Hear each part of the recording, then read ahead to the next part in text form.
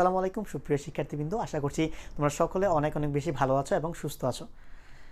আজকের ভিডিওতে আমরা দেখাবো একটি হেক্সাডেসিমাল সংখ্যাকে কিভাবে তুমি ডেসিমেলে রূপান্তর করতে পারো। আসলে যে কোনো সংখ্যা থেকে দশমিকে রূপান্তরের পদ্ধতি কিন্তু একই। আমরা গত ভিডিওগুলোতে দেখিয়েছিলাম কিভাবে একটি বাইনারি সংখ্যা থেকে ডেসিমেলে রূপান্তর করতে হয় এবং অক্টাল থেকে কিভাবে ডেসিমেলে রূপান্তর করতে হয়। তোমরা যারা ভিডিওগুলো দেখো নাই তারা আমাদের প্লেলিস্টে গিয়ে ভিডিওটি দেখে আসতে পারো, তাহলে এই ভিডিওটি বা এই রূপান্তরটি তোমার জন্য আরও বেশি ইজি হবে।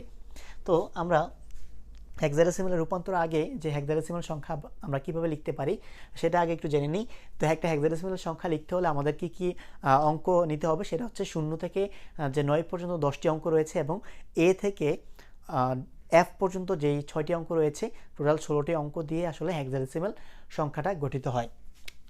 যেমন আমরা যদি একটা লিখি যে 7D, এই 7D হেক্সাডেসিমালে দেওয়া আছে, এখানে এই 7Dকে আমরা নিতে হবে ডেসিমেলে।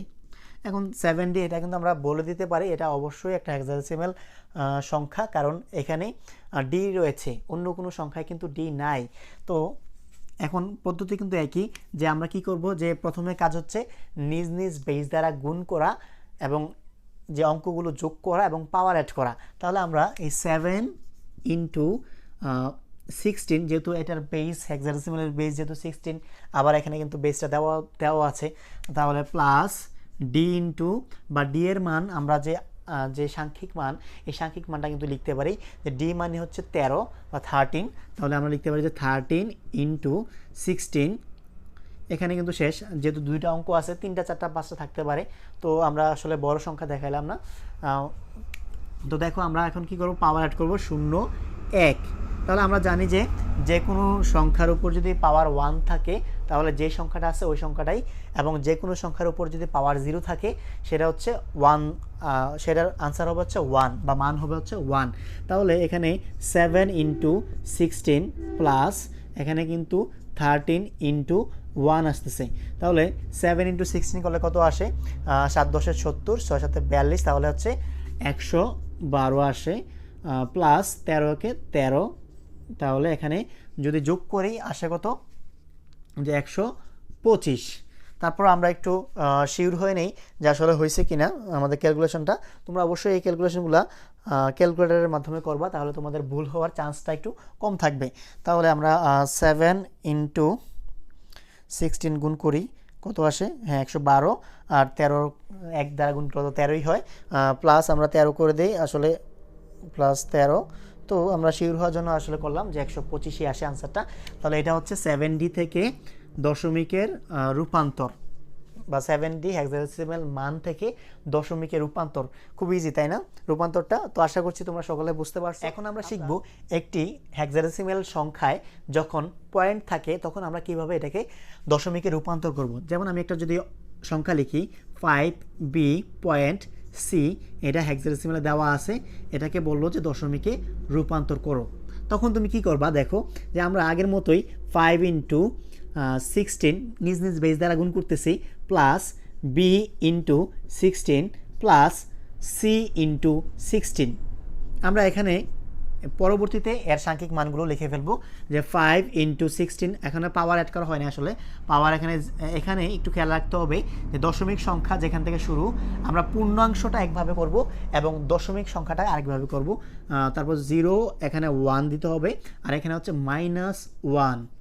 আমি আবারও বলছি যে পূর্ণাংশটা করতে হবে, যে আমরা যে একটু আগে যে রূপান্তরটা দেখাইছিলাম, যে প্রথমে আমাদের নিজ নিজ বেস দ্বারা গুণ করতে হবে, তারপর অঙ্কগুলো যোগ করতে হবে এবং কি পাওয়ার অ্যাড করতে হবে। আমরা যেদিক থেকে লেখা শুরু করি তার উল্টা দিক থেকে পাওয়ার 0 1 2 3 যতটা অঙ্ক আছে ততটা পাওয়ার অ্যাড করতে হবে, এবং দশমিকের পরে হচ্ছে আমরা যেদিক থেকে লেখা শুরু করি সেদিক থেকেই আমরা আসলে পাওয়ার অ্যাড করব, হচ্ছে -1 -2 -3 -4 এরকম করে। তাহলে এখানে 16 টু দি পাওয়ার 1 মানে 16, কোনো কিছুর পাওয়ার 1 থাকলে যা আছে তা, প্লাস বি মানে হচ্ছে কত, বি মানে হচ্ছে 11 ইন্টু 16 টু দি পাওয়ার 1 মানে 0 মানে হচ্ছে 1, প্লাস সি মানে হচ্ছে 12 ইন্টু, এখানে আমরা কি করতে পারি, যে যদি ইনভার্স থাকে তখন আমরা হচ্ছে ইনভার্সের জন্য একটা 1 নিয়ে নেব উপরে, আর 16 টু দি পাওয়ার 1 মানে হচ্ছে 16 নিতে হয়। তাহলে আমরা 516, আমরা জানি যে 80 প্লাস 11 রে 1 দ্বারা গুণ করলে 11 হয়, প্লাস এখানে চাইলে আমরা কাটাকাটি করতে পারি, যে এখানে কি 4 4 16, 3 4 12, এখানে 3 হবে, এখানে হবে কত 4, 4 4 16, 3 4 12। এখন আমরা মান বের করবো হচ্ছে 3/4 এর, অথবা তোমরা ক্যালকুলেটারে যদি সরাসরি 12/16 দিতে তাহলে হয়তো।